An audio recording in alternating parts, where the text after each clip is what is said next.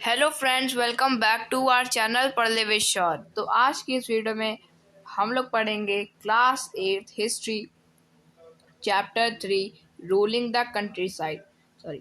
तो आप सभी को याद होगा, इसके पहले वाले वीडियो में हम लोगों ने ब्रिटेन टर्न्स टू इंडिया के पहले वाले टॉपिक कंप्लीट कर लिए थे। आज की इस वीडियो से हम लोगों को Britain turns to India start करना है। तो चलिए शुरू करते हैं। तो Britain turns to India.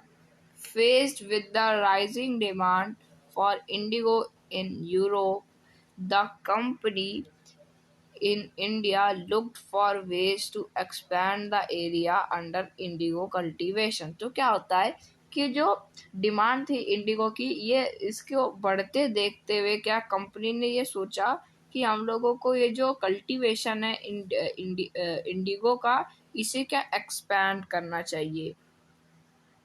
From the last decades of the 18th century, indigo cultivation in Bengal expanded rapidly, and Bengal indigo came to dominate the world market in 1788. Only about 30% of the indigo imported into Britain was from India. By 1810, the proportion had gone up to 95%।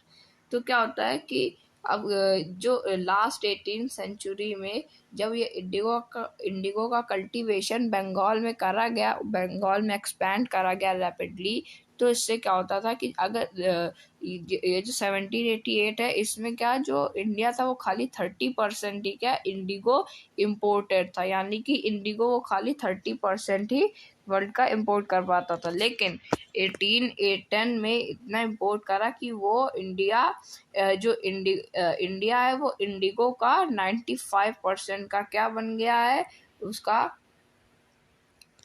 95% का क्या importer बन गया पूरी world में। As the indigo trade grew, commercial agents and officials of the company began investing in indigo production. Over the years, many company officials left their jobs to look after their indigo business. Attracted by the prospect of high profit, numerous Scotsmen and Englishmen came to India and became planters.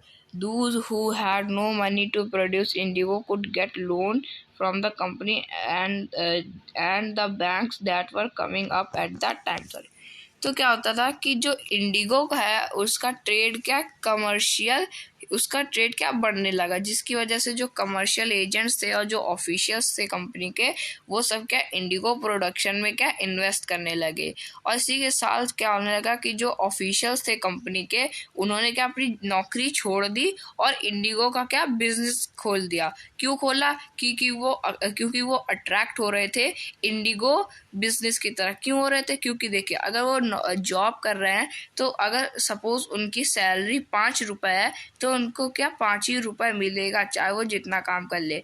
लेकिन अगर वो business का करते हैं तो अगर वो अपने बिजनेस से 5 रुपए कमा रहे हैं, अगर वो ज़्यादा मेहनत करें तो वो अपने बिजनेस से क्या 10 रुपए भी कमा लेंगे। तो और अगर नौकरी में जितनी मेहनत करे या ना करे, वो क्या उनके पास 5 रुपए महीने की लास्ट डेट में क्या आ जाएगी। और इसमें जो इंडिगो का जो बिजनेस था, इसमें क्या बहुत ही ज़्यादा क्या प्रॉफिट भी था। तो इसलिए जो कंपनी के ऑफिशियल्स लोग थे, उन्होंने क्या अपनी नौकरी छोड़ दी और इंडिगो प्लांटर बन गए, इंडिगो उगाने वाले व्यक्ति बन गए और इंडिगो का क्या ट्रेड करने लगे। ऐसे कई सारे स्कॉटमैन, यानी कि जो स्कॉटलैंड में रहते हैं वो, और इंग्लिशमैन जो इंग्लैंड में रहते हैं वो सब आकर के क्या इंडिगो प्लांटर बन गए। और जिनके पास पैसे नहीं थे, चलो उन्होंने नौकरी तो छोड़ दी, लेकिन उनके पास तो पैसे नहीं थे। अगर कोई सा भी बिजनेस स्टार्ट करना तो उसके लिए तो थोड़ा पैसा तो लगता है पहले से। तो जिनके पास पैसा था वो नौकरी छोड़कर आए और आकर के क्या इंडिगो प्लांटर बन गए। लेकिन कुछ तो नौकरी छोड़ आए, लेकिन उनके पास पैसे भी नहीं थे, तो वो लोग क्या कंपनियों से क्या कंपनी की जो बैंक थी ब्रिटेन की, उनसे क्या पैसे उधार लेते थे, लोन लेते थे। और किन कंपनी से लेते थे? जो कंपनियां कहाँ इंडिया आ रही होती हैं उन्हीं। जैसे एक बैंक का नाम है तो वो ए बैंक जो है वो क्या ब्रिटेन से इंडिया भी आ रही है, तो जो यहाँ आ जाएगी तो क्या उससे ही क्या उस इंग्लिश मैन ने क्या लोन ले लिया और उससे क्या आते एट द टाइम उसे क्या भरता रहेगा। तो ऐसा होने लगा, लोग अपनी नौकरी छोड़ छोड़ के क्या इंडिगो प्लांटर बनने लगे। How was Indigo cultivated? अब इंडिगो कल्टिवेट कैसे होता था, उसको उगाया कैसे जाता था? There were two main systems of indigo cultivation, niche and rayoti. Within the system of niche cultivation, the planter produced indigo in lands that he directly controlled. He either bought the land or rented it from other zamindar and produced indigo by directly employing hired labor. तो क्या होता था कि जो Indigo cultivation है क्या, इसके दो सिस्टम थे। पहला सिस्टम निज कल्टीवेशन और दूसरा system रयोती system.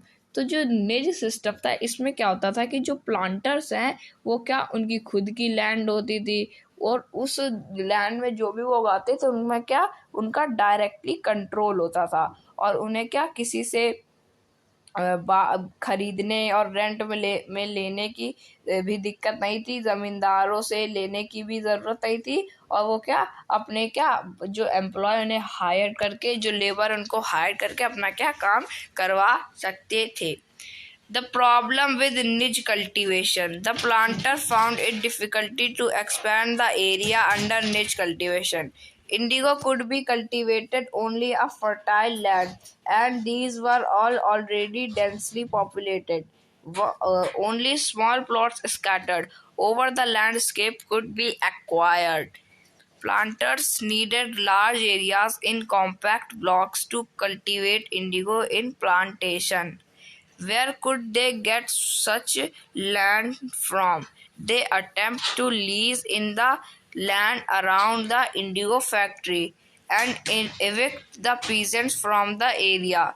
But this always led to conflicts and tension. Nor was labor easy to mobilize. A large plantation required a vast number of hands to operate, and labor was needed precisely at a time when peasants were usually busy with their rice cultivation.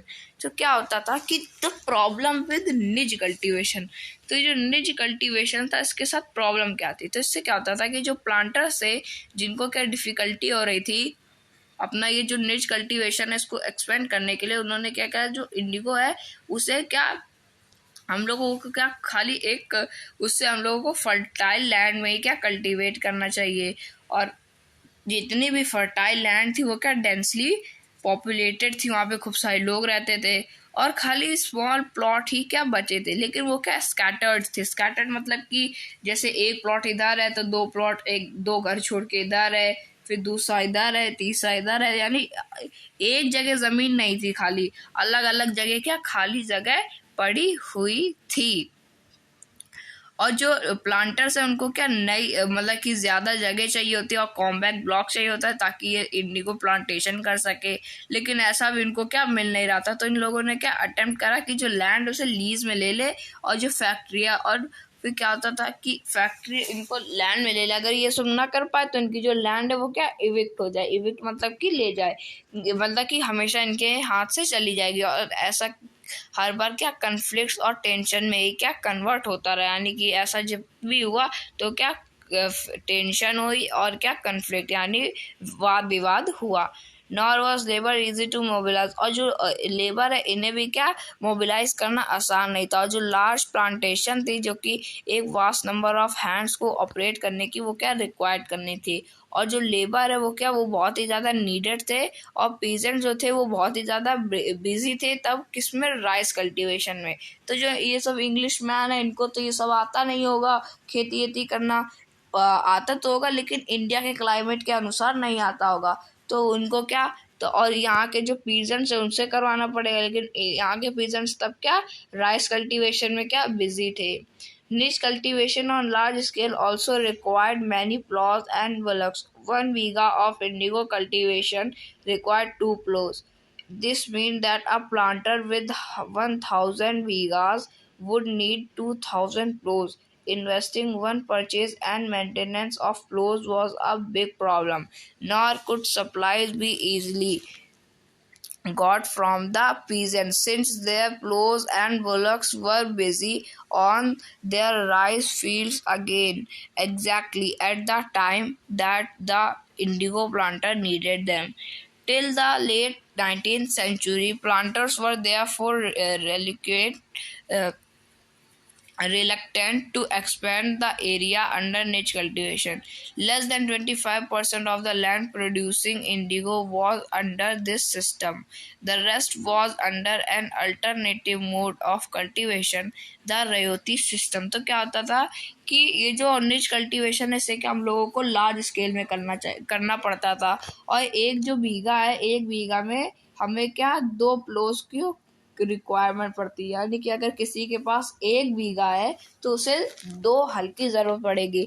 अगर किसी के पास 1000 बीघा है तो उसे 2000 plots की क्या ज़रूरत पड़ेगी। और इसमें क्या इसको काफ़ी इन्वेस्ट करना पड़ेगा, परचेज और मेंटेनेंस करना पड़ेगा किसका, प्लॉट्स का। और ये क्या एक बहुत ही बड़ी बिग प्रॉब्लम है। और इसमें क्या ये जो सप्लाई भी थी 2000 प्लॉट्स की, ये भी क्या आसान नहीं थी, इतनी भी क्या इजीली नहीं थी।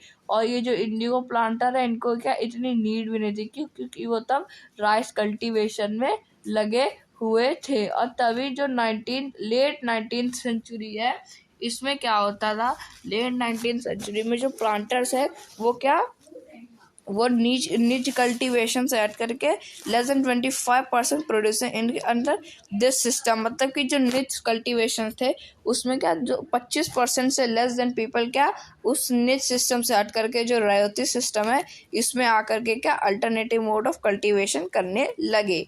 तो फ्रेंड्स ये जो टॉपिक था ये तो कंप्लीट हो चुका है। अब जो हमारा नेक्स्ट टॉपिक है वो है indigo on the land of ryots. तो इसे भी हम लोग स्टार्ट करते हैं। Under the Rayoti system, the planter forced the Rayots to sign a contract and agreement satta. At times, they pressurized the village headmen to sign the contract on behalf of the Rayots. Those who signed the contract got cash advances from the planters at low rates of interest to produce indigo.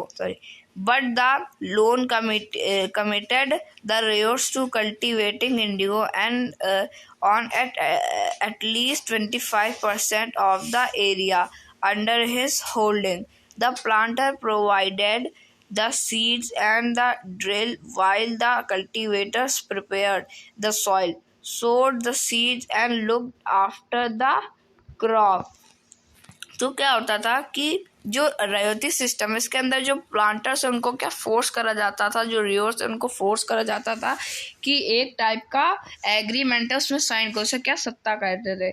इसमें क्या होता था कि जो village headman है उसे pressurise करा जाता था कि इस पर साइन करो, और क्या बिहाफ ऑफ रेयोस के लिए, जिसमें क्या होगा जो साइन मतलब कि जिसमें contract got cash advance from the planters at low rate interest about the Indigo, यानी कि इंडिगो प्रोड्यूसर्स को जितना उन्हें मिलना चाहिए, इंडियन इंडिगो प्रोड्यूसर्स को जितना पैसा मिलना चाहिए उससे क्या कम पैसा उन्हें मिलता था। और इसकी ये जो एग्रीमेंट है ये क्या विलेज के हेडमैन को क्या साइन करना पड़ता था। बट जो लोन कमिटेड जो लोन था वो committed the rates to cultivating indigo at least 25% of area under his holding। और ये जो कमिटेड थी कमेटी, इन्होंने क्या हर पीजेंट्स को क्या एक ऐसा करा कि उसके पास जितनी भी ज़मीन है उस ज़मीन का 25% में क्या उन्हें इंडिगो कल्टीवेशन ही करनी है। जैसे कि एक आदमी है उसके पास 1000 बीघा ज़मीन है, तो 1000 बीघा ज़मीन का क्या 25% जितना भी होगा उस 25% में खाली इंडिगो की प्लांटेशन करनी पड़ेगी। और उसे सही से एकदम सीड लगाना पड़ेगा, ड्रिल करना पड़ेगा, सॉइल डालना पड़ेगा, सोड करना पड़ेगा, एकदम अच्छे से उसकी क्या प्रिपेयर करनी पड़ेगी सॉइल की, तभी उसको क्या ये सारा क्या चेकिंग होगी इस चीज़ की। When the crop was delivered to the planter after the harvest, a new loan was given to the rear, and the cycle started all over again. Peasants who were initially tempted by the loan soon realized how harsh the system was. The price they got for the indigo they produced was very low, and cycle of loans never ended. There were other problems too. The planters usually insisted that indigo be cultivated on the best soils in which peasants preferred to cultivate rice. Indigo, moreover, had deep roots and it exhausted the soil rapidly. After an indigo harvest, the land could not sown with rice. तो क्या होने लगा कि जैसे ही जो crop है वो जब डिलीवर करने लगी, जो डिलीवर होती थी किसको, प्लांटर को, तो उसे क्या हार्वेस्ट करके उसे क्या एक नया लोन वापस दे दिया जाता था यूथ को। और ये जो साइकिल थी क्या, ये गोल गोल चलती रहती थी कि, और जो पीजेंट्स थे जो कि initially tempt by loans realise, मतलब कि जो पीजेंट्स थे, यूथ्स थे, उनको क्या जो लोन्स मिल रहा था उनको समझ में आ गया था कि ये जो सिस्टम है काफ़ी गलत है, इसमें क्या इनको लोन मिल रहा है फिर ये लोन चुका रहे, और जो जितना भी ये कमाते थे वो क्या वो बहुत ही ज़्यादा कम था, और इन्हें लोन क्या बहुत ही ज़्यादा हाई रेट में मिलता था। और इसके साथ अदर प्रॉब्लम भी थी, जैसे कि जो प्लांटर हैं उन्हें क्या इंडिगो उगाना है तो उसके लिए क्या बेस्ट सॉइल की ज़रूरत पड़ेगी, और वो क्या इंडिगो उगाने की जगह वो क्या प्रेफर कर रहे थे कि उसमें राइस उगा ले, और जो अलग अलग है जैसे राइस उगा ले और भी अलग अलग क्रॉप को उगा ले इंडिगो उगाने की जगह। और जो इंडिगो है उसमें क्या उनकी क्या बहुत ही ज़्यादा डीप रूट होते हैं, इससे क्या होता है कि जो सॉइल है वो क्या रैपिडली यानी कि हर पल क्या एग्जॉस्ट होती रहती है, खत्म होती रहती है। और after Indigo harvest land could not be Son with rice,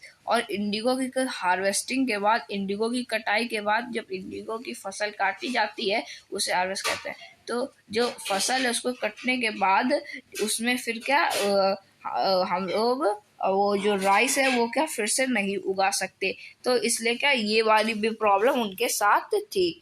तो फ्रेंड्स ये जो हमारा टॉपिक है ये तो कंप्लीट हो चुका है। अब जो हमारा नेक्स्ट टॉपिक है the blue rebellion and after, ये हम लोग करेंगे नेक्स्ट वीडियो में। आज की इस वीडियो में इतने, मिलेंगे नेक्स्ट वीडियो में नेक्स्ट टॉपिक के साथ, तब तक के लिए थैंक यू वेरी मच।